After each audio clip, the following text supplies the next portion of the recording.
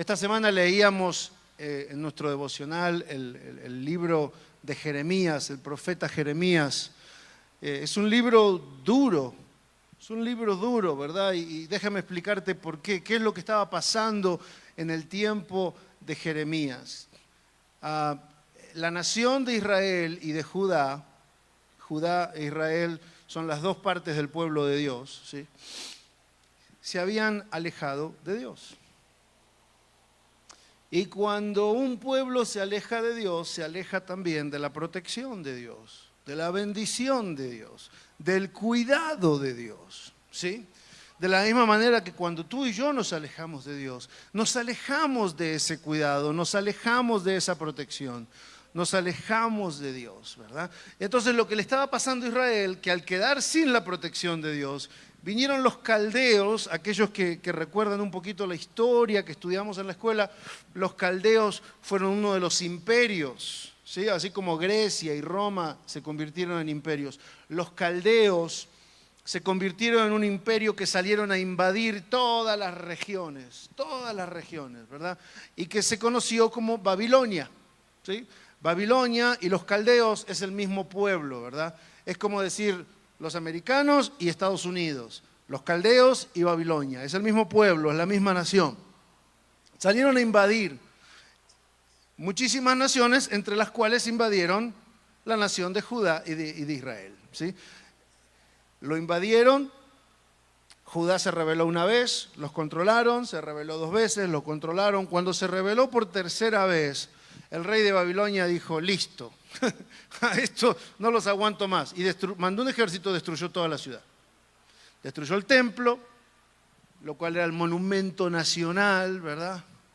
Destruyó toda la ciudad y la ciudad quedó en ruinas. La gente que vivía en Judá quedó viviendo entre ruinas, quedó viviendo en la calle, quedó viviendo, todas sus casas fueron incendiadas, ¿sí?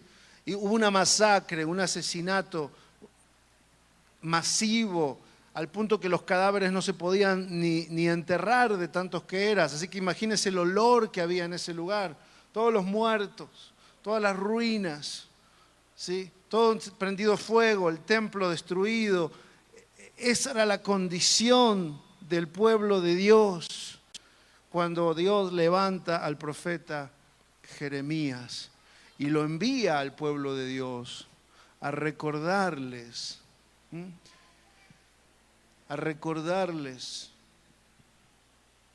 a que entiendan su rebeldía, a que reconozcan su rebeldía primeramente. Y después los llama a que regresen a Jehová, a que regresen a Dios, en arrepentimiento y en obediencia. Y ese es el trabajo del profeta Jeremías, recordarle al pueblo de Dios que la desgracia que estaban viviendo, es muy probable que ellos, al igual que nosotros, cuando llega la desgracia, quizás empezaron, ¿por qué? ¿Por qué? ¿Por qué? ¿Verdad? Finalmente nos acordamos de Dios y finalmente levantamos la cabeza al cielo y gritamos, ¿por qué? ¿Por qué? Y dice, bueno, yo les voy a explicar por qué. Y les manda al profeta Jeremías, ¿sí? Y les dice, ustedes están así porque se rebelaron, por su propia rebeldía, por su propio orgullo, por su propia independencia de mí. Pero no se preocupen, yo sigo siendo Dios. Yo sigo siendo Dios. Y entonces, ahora les cuento todo esto para que entendamos lo que vamos a leer en el capítulo 33 de Jeremías, del verso 1 al 12. Dice de la siguiente manera: vino palabra de Jehová a Jeremías la segunda vez, estando él aún preso en el patio de la cárcel, diciendo, así ha dicho Jehová que hizo la tierra, Jehová que la formó para firmarla, Jehová es su nombre, clama a mí,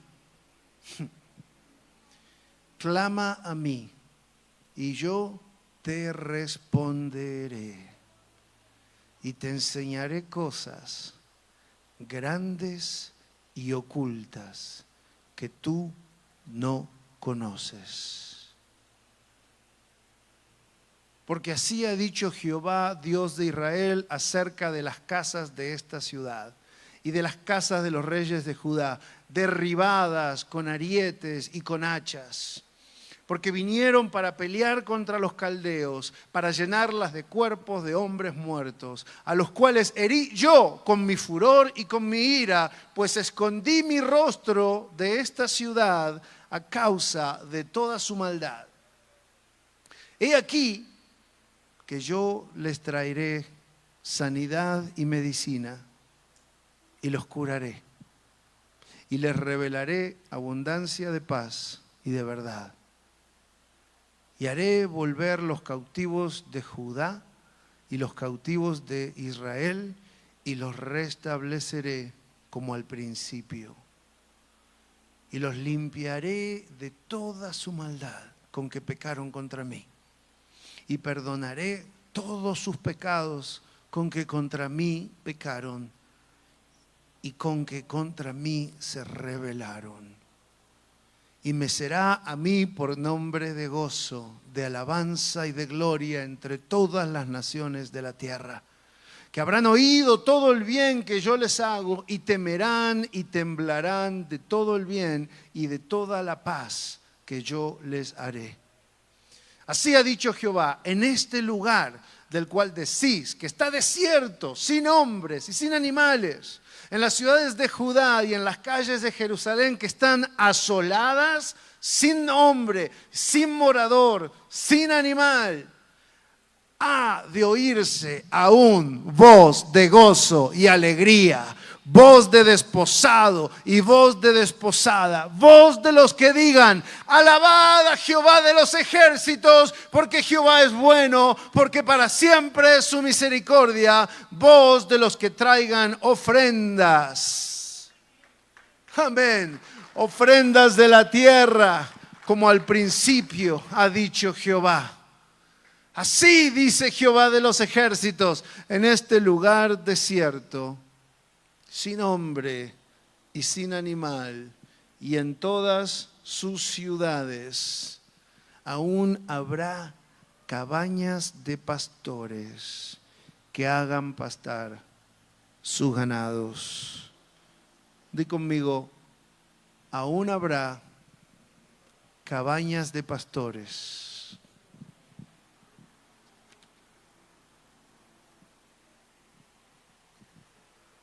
Como te explicaba al principio, la ciudad estaba destrozada.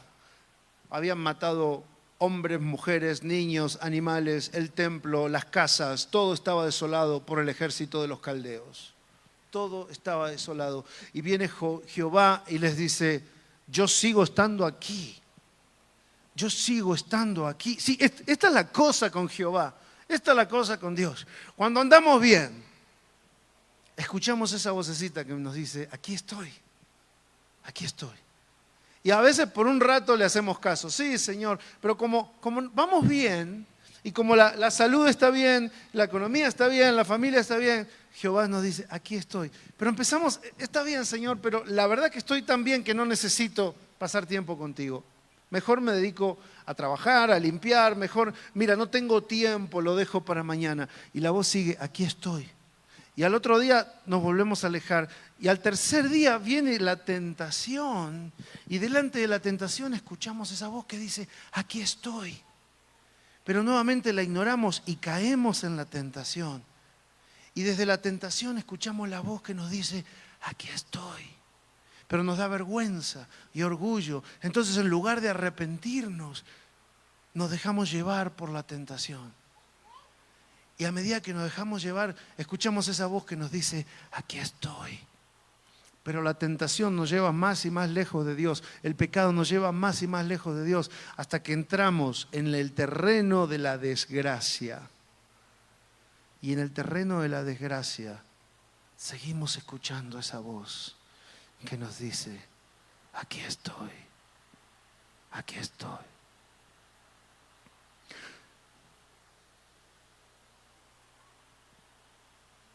Y finalmente tenemos tiempo para escuchar esa voz.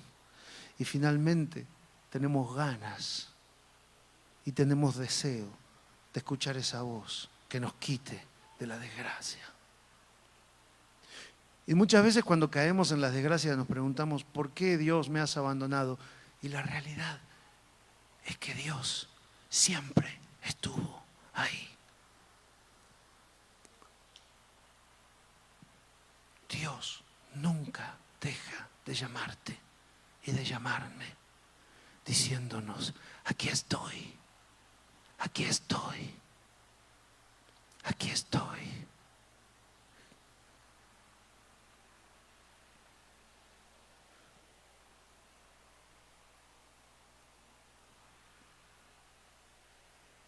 Muchos de ustedes saben que yo soy adoptado. Muchos de ustedes saben que, no pensaba contar esta historia, pero siento de parte de Dios contárselas. A una edad muy temprana de mi vida yo fui abusado sexualmente. Y eso me cambió la vida, me trastornó la vida, me cambió la vida por completo.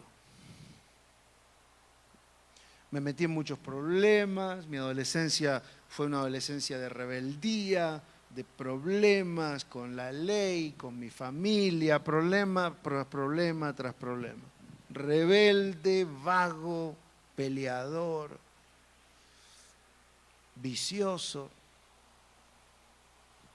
Y yo fui criado en un convento católico. Y mientras pasaban todas estas cosas en mi vida, yo estaba en el convento católico. Después me alejé de Dios.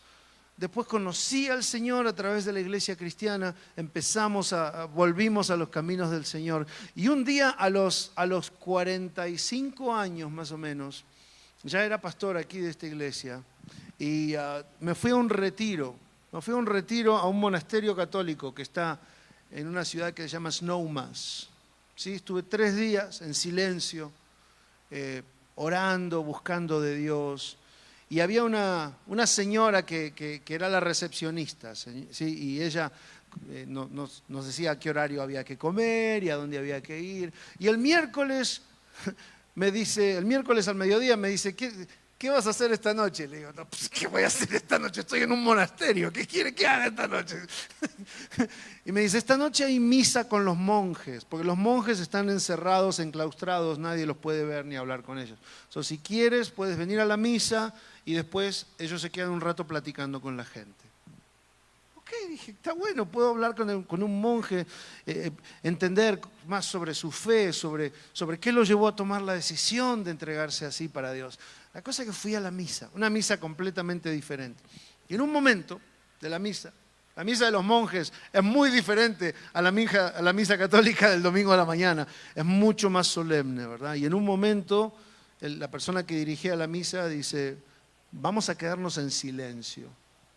Entonces nos dieron la Santa Cena y nos sentamos en un silencio total. Éramos 40 hombres en una capilla en un silencio completo. Y cuando yo estaba en ese momento de silencio, todavía saboreando el sabor de la hostia, del pan, de la Santa Cena, se me vino a la memoria aquellos años de infancia en la iglesia católica, donde nosotros teníamos misas todas las mañanas. Y yo cada vez que me decían, estás comiendo el cuerpo de Cristo, yo me sentaba con el pan en la boca y yo decía, si este es el cuerpo de Cristo, algo tiene que cambiar, algo tiene que cambiar, algo tiene que cambiar. Este dolor, esta vergüenza que siento, algo tiene que cambiar. Y yo saboreaba ese pan esperando una transformación milagrosa en mi vida, que no llegó hasta muchísimos años después. Pero ese día, en ese monasterio, en silencio, con el sabor del pan, del cuerpo de Cristo todavía en mi paladar, me recordé cuando tenía esos años, tenía esos 8 añitos, 9 añitos, y me sentaba esperando un milagro de parte de Dios y escuché la voz de Dios que me dijo, siempre estuve a tu lado.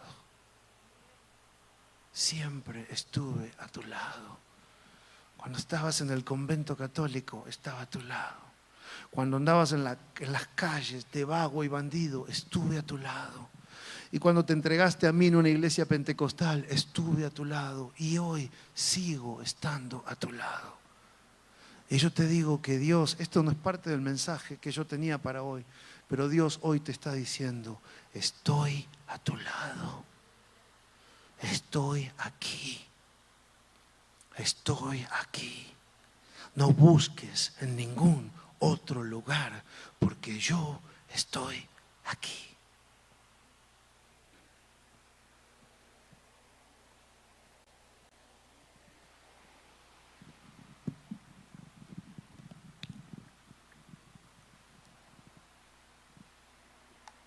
Y eso, en otras palabras, es el mensaje que Dios le envió a Jeremías para que le diga a Israel: en el medio de esta calamidad, en el medio de este desastre, en el medio de esta matanza, en el medio de esta destrucción, Israel, yo estoy aquí.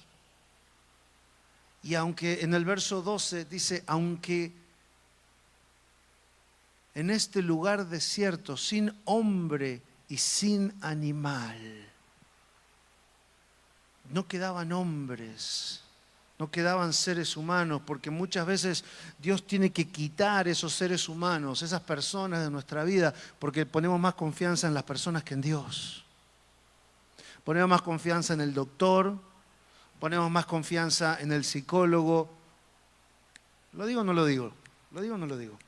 ¿Lo digo? Ponemos más confianza en nuestro jefe, en nuestro patrón, que es el que firma el cheque, que en Dios. Entonces Dios hay veces que tiene que sacar al hombre de nuestras vidas, al ser humano, la ayuda humana, la fuerza humana. Destruyó a todo el pueblo, los caldeos. Israel se quedó sin ayuda humana, dice sin hombre, y dice sin animal, porque el animal representaba el poder financiero. Los animales se compraban, se vendían y así la gente hacía dinero. O sea, te quedaste sin ayuda humana y sin ayuda económica. Los dos grandes poderes en los que confiamos más que en el mismísimo creador de la ayuda humana y de la ayuda económica. Y ahora le dice, ahora que te quedaste sin ayuda humana y sin ayuda económica, déjame decirte, yo sigo teniendo cabañas de pastores. Yo te sigo pastoreando, dice el Señor. Yo quiero seguir siendo tu pastor. Quizás ahora que se fue el hombre, quizás ahora que se fue el animal, ahora que se fue la ayuda humana, ahora que se fue la ayuda económica, quizás ahora me dejas pastorearte.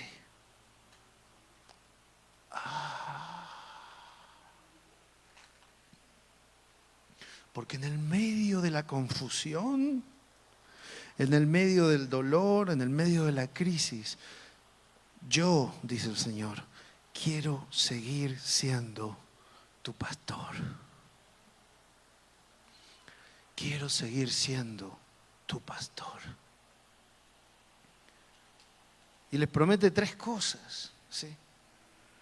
Les promete tres cosas. Este pastor divino le promete tres cosas. En el verso 6, lo primero que les promete, dice, yo te voy a traer sanidad y medicina.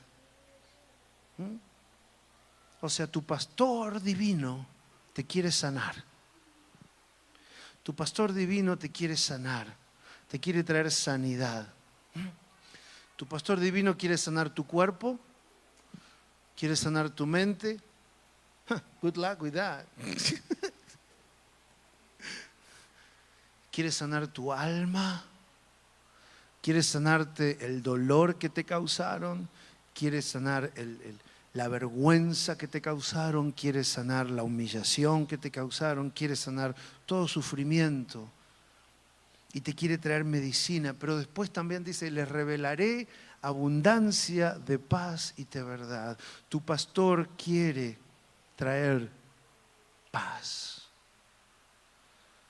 Tu pastor no solamente te quiere sanar, tu pastor te quiere llenar abundantemente de paz. Y en el verso 7 dice que tu pastor te quiere restablecer como al principio. Tu pastor te quiere volver al diseño original antes de que lo ataquen, lo rompan, lo destruyan, antes de que lo abusen, antes de que lo traicionen. Tu pastor te quiere volver a restablecer como al principio. Y en el verso 8 dice que tu pastor quiere perdonar todos tus pecados. Tu pastor quiere perdonarte todos tus pecados, toda tu rebelión. Sí. Dios te quiere pastorear. Préstame atención, porque ahora viene el mensaje que Dios me entregó a mí para ti en este día. Dios te quiere pastorear. Dios te quiere traer sanidad, te quiere traer paz. Dios quiere restablecer todo lo perdido, todo lo quebrado, todo lo destrozado por el enemigo. Dios quiere ser tu pastor. Pero hay dos tipos de pastores. Está el pastor de cabras y el pastor de ovejas. Déjame ponerte una foto del pastor de cabras. El pastor de cabras va detrás de las cabras, porque las tiene que ir golpeando, para que caminen. Porque la cabra no se deja pastorear. Aunque el pastor es el que le da la comida, el que la quiere llevar al pasto, el que la quiere llevar a la sombrita, el que la quiere llevar al agua, la cabra no se deja pastorear y el pastor continuamente tiene que estar trayéndole incomodidad y dolor y sufrimiento para que la cabra camine hacia el lugar de la bendición, de la sanidad y del perdón. Aunque el pastor tiene buenas intenciones, la cabra no entiende. Y el pastor tiene que ir de atrás continuamente, pegándole para que camine. Pero está el pastor de ovejas. Mira la diferencia. El pastor de ovejas va adelante del rebaño, porque la oveja entiende que el pastor la cuida, que el pastor la lleva a pastos sabrosos, que la lleva a aguas refrescantes, que el pastor la ama y quiere lo mejor para ella, y la oveja se deja pastorear.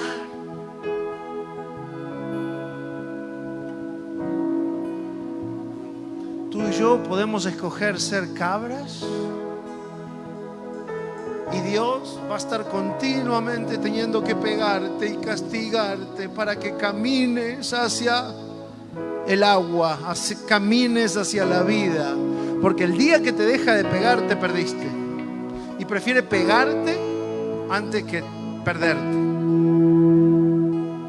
O puedes ser una oveja y dejarte amar, dejarte sanar, dejaste restaurar por Dios. Y esta es la palabra que yo tengo para ti en este día de parte de Dios. Déjame pastorearte, dice el Señor.